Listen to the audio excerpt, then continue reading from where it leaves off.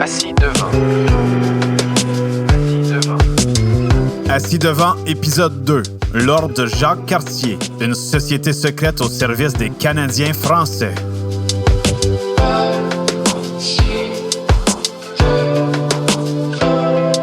Assis devant. Les sociétés secrètes ont toujours occupé une place importante dans la culture populaire. On pense entre autres aux francs-maçons ou aux Illuminati. Mais peu de gens connaissent l'existence d'une société secrète qui tirait les ficelles du Canada français pour une grande partie du 20e siècle. Il s'agit de l'ordre de Jacques Cartier, communément appelé par son nom de code la Patente.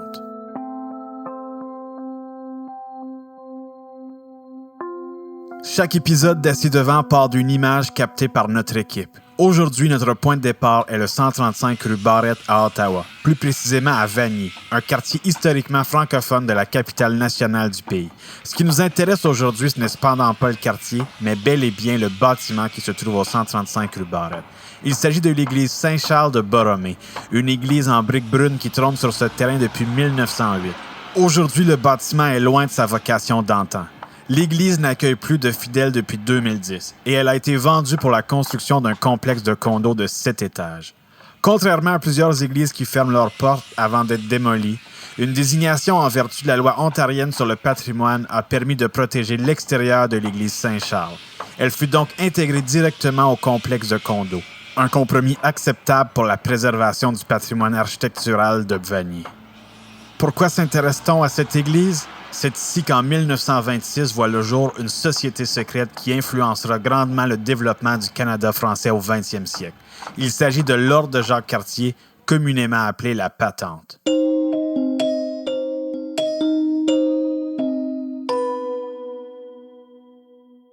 Qu'ont en commun les anciens premiers ministres du Québec, Bernard Landry et Jacques Parizeau, l'ancien premier ministre du Nouveau-Brunswick, Louis Robichaud, le romancier, dramaturge, journaliste et homme politique André Laurendeau et Jean Drapeau, ancien maire de Montréal? Et oui, ils ont tous été associés de près ou de loin à l'ordre de Jacques Cartier. Retraçons l'histoire de cette société secrète. Le tout débute le 22 octobre 1926. Ce soir-là, un groupe de 17 fonctionnaires fédéraux de la capitale canadienne se réunissent dans le sous-sol de l'église Saint-Charles à Vanier, à l'initiative d'Albert Ménard, un ingénieur civil, et du curé de la paroisse Saint-Charles, François-Xavier Barrette, qui, soit dit en passant, est le frère de mon arrière-grand-mère. L'objectif initial de cette rencontre était d'établir des mécanismes d'entraide entre les fonctionnaires francophones pour leur permettre d'accéder plus facilement aux échelons supérieurs de la fonction publique canadienne dominée par des anglophones. Ils ont également voulu trouver des façons de contenir l'influence de sociétés anglophones comme la franc-maçonnerie, les Chevaliers de Colomb et l'Ordre d'Orange, qui posaient un risque d'assimilation pour les Canadiens français, en plus de présenter des obstacles politiques et idéologiques à l'épanouissement du peuple canadien français. À titre d'exemple, l'Ordre d'Orange du Canada, une organisation protestante constituée principalement d'Irlandais, avait milité quelques années plus tôt en faveur de l'adoption du règlement 17, un règlement qui interdisait l'enseignement en français dans les écoles ontariennes de 1912 à 1927. Cette première rencontre se solda par la création d'une des sociétés secrètes les plus marquantes de l'histoire du Canada, soit l'Ordre de Jacques Cartier.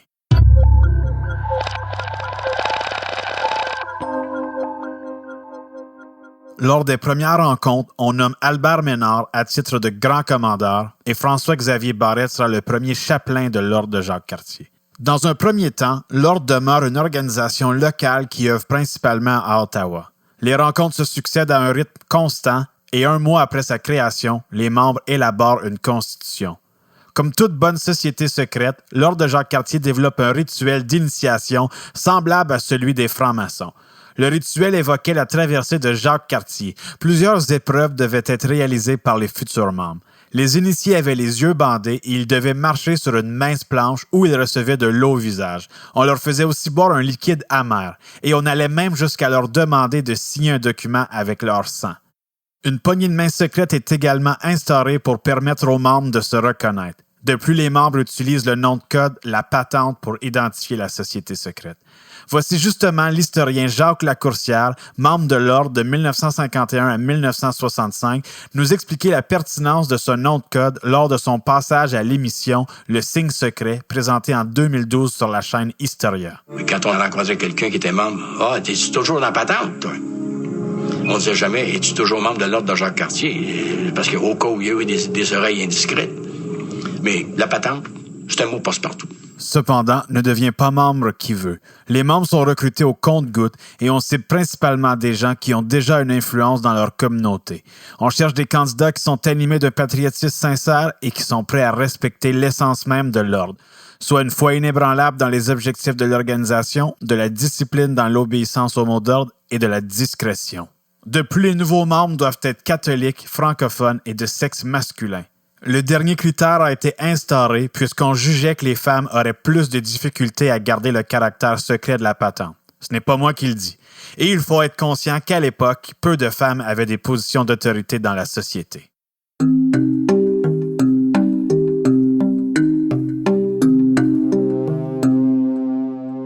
Dès 1927, la patente est officiellement incorporée. Elle peut donc évoluer en toute légalité, le tout en maintenant le caractère secret de l'organisme. Sur papier, l'Ordre de Jacques-Cartier prendra le nom de l'Entraide Inc. et plus tard de l'Association culturelle canadienne. Dès lors, la croissance de l'Ordre de Jacques-Cartier est fulgurante. Rapidement, elle commence à avoir des membres à l'extérieur d'Ottawa. Ces nouveaux membres se regroupent dans ce qu'on appelle une commanderie, c'est-à-dire une cellule locale de l'organisation.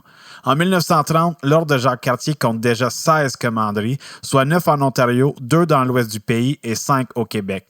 Cette croissance se poursuit dans les années 30 où on y dénombre 59 commanderies, dont 13 en Ontario et 39 au Québec, ce qui fait en sorte que l'ensemble des régions où se concentrent les Canadiens français sont maintenant représentés. En 1937, l'Ordre compte maintenant 98 commanderies à l'échelle pan-canadienne. On continue de solidifier la structure. On crée les conseils régionaux et le comité permanent, une sorte de conseil exécutif. Plus tard, on crée les conseils provinciaux pour chacune des régions où s'est implanté l'Ordre de Jacques-Cartier, soit un conseil pour le Québec, un pour l'Ontario, un pour l'Acadie et un pour l'ouest du pays.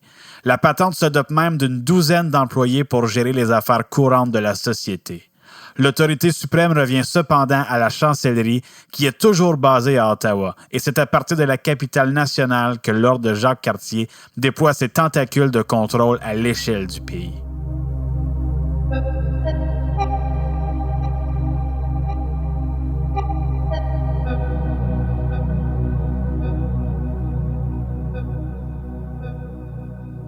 Avec une structure aussi bien établie, l'Ordre de Jacques-Cartier réussit à infiltrer, influencer, voire même contrôler une grande partie des organisations sociales, politiques et économiques. Au final, pour maintenir le secret, ce n'est pas l'Ordre de Jacques-Cartier lui-même qui agit sur la société, mais bien les organismes infiltrés par la patente. L'Ordre appellera cette stratégie la technique du noyautage et de l'extériorisation. À titre d'exemple, en 1947, Gérald Filion, directeur du journal Le Devoir, et non le vulgarisateur économique de Radio-Canada, ainsi que toute l'équipe éditoriale du journal étaient membres de l'Ordre. Le Devoir pouvait donc faire avancer certaines causes par l'intermédiaire de sa ligne éditoriale. De plus, pour arriver à leur fin, l'Ordre de Jacques-Cartier partage leurs messages clés dans un document qu'on appelle « lettre circulaire ». Ce document est envoyé à des intervalles réguliers à chacune des commanderies.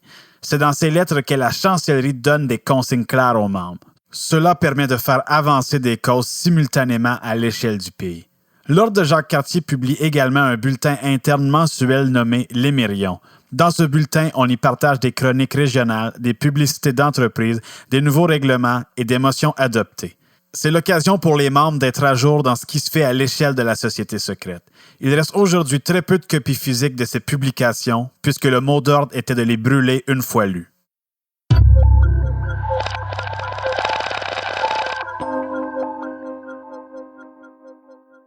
Là, c'est sûrement le moment où vous vous dites « C'est bien beau toute cette structure, mais qu'est-ce que l'Ordre de Jacques-Cartier a fait de concret pour faire avancer la cause des francophones au pays? » Les historiens ne s'entendent pas sur la réelle portée de l'Ordre de Jacques-Cartier. Le caractère secret de l'organisation fait en sorte qu'il est difficile de tracer un bilan précis de leurs actions. Il n'en demeure pas moins que les membres de la patente ont influencé plusieurs changements dans la société du 20e siècle, qu'ils aient été directement demandés par la chancellerie ou non.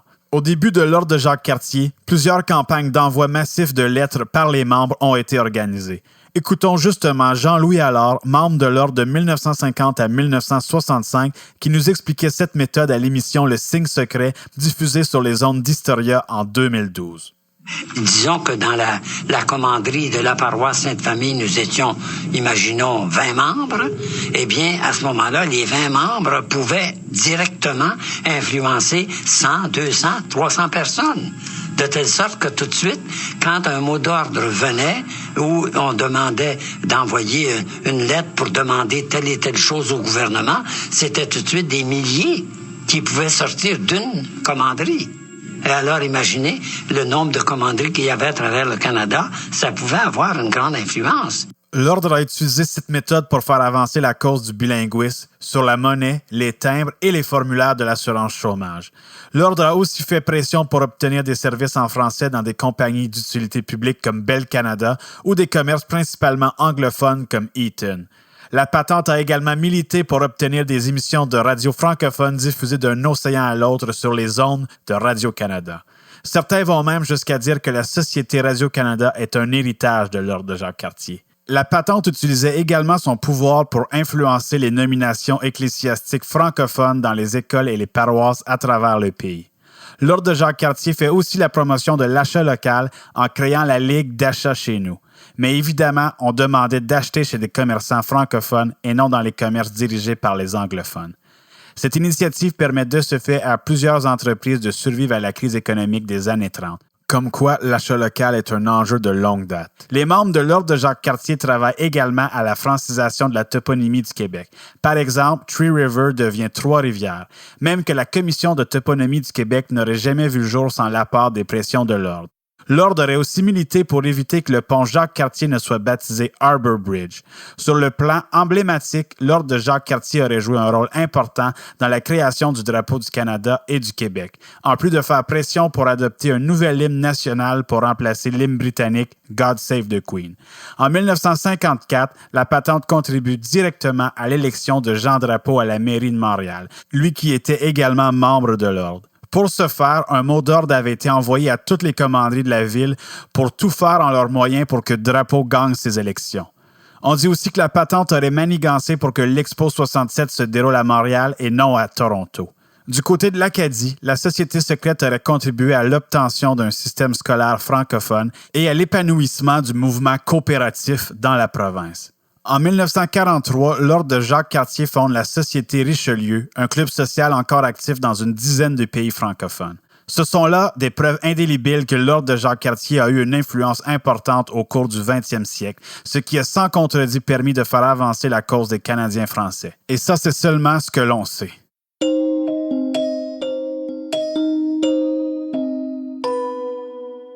Le début des années 60 marque un tournant pour l'Ordre de Jacques-Cartier lorsque des dissensions surviennent entre les membres du Québec et ceux du reste du pays. Plusieurs commanderies québécoises souhaitaient davantage de pouvoir. Cette cassure survient au même moment où plusieurs mouvements nationalistes se développent au Québec, tels que le Ralliement national, le Rassemblement pour l'indépendance nationale et le Front de libération du Québec, pour ne nommer que ceux-là. En 1963, un ancien membre va même jusqu'à révéler les secrets de l'Ordre au magazine Maclean's, tout en y affirmant que la patente était un frein à la démocratie du Québec, ce qui entraîna encore plus de défections. En 1964, un manifeste est adopté par le Congrès du Conseil provincial du Québec. Dans ce manifeste, on y prend officiellement position en faveur d'un État national francophone au Québec. Les francophones hors Québec ne se rallient cependant pas à cette proposition, ce qui occasionnera du même coup la rupture du concept de Canadien français. La montée du nationalisme québécois aura finalement raison de la patente. En février 1965, après plusieurs mois de négociations, l'Ordre de Jacques-Cartier est officiellement dissous.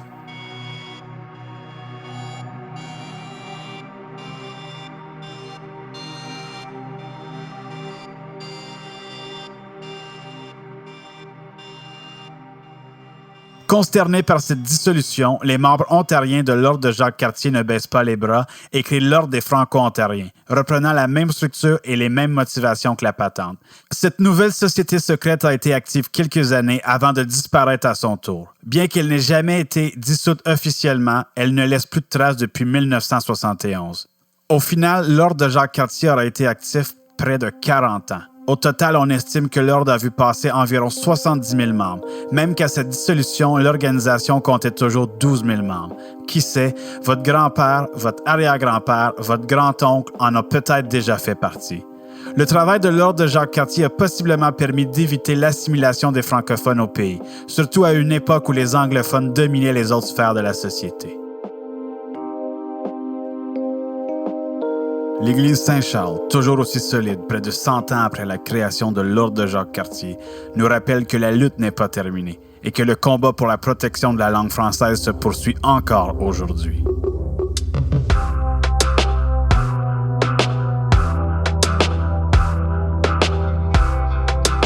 Pour voir les photos en lien avec cet épisode, n'hésitez pas à suivre la page Facebook et la page Instagram d'Assis Devant.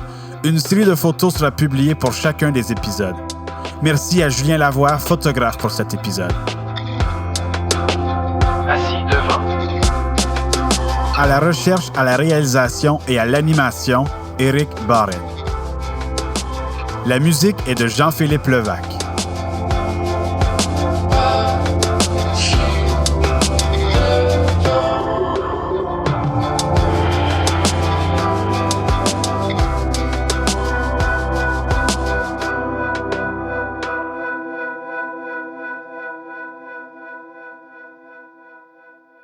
Nous avons plusieurs histoires fascinantes à vous raconter cette saison, alors restez à l'affût et n'hésitez pas à partager si vous avez apprécié.